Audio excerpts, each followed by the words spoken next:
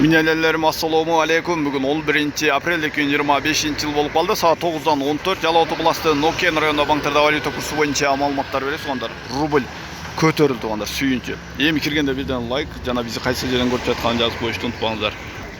Тугандар, рубльды, еврону, долларды көрүңүздөр. Доллар 87-80ге жогорулаган, евро 98-30га жогорулаптыр. Рубль 1.027. Эске салсак кече рубль 1.02 чейин жогорулаган.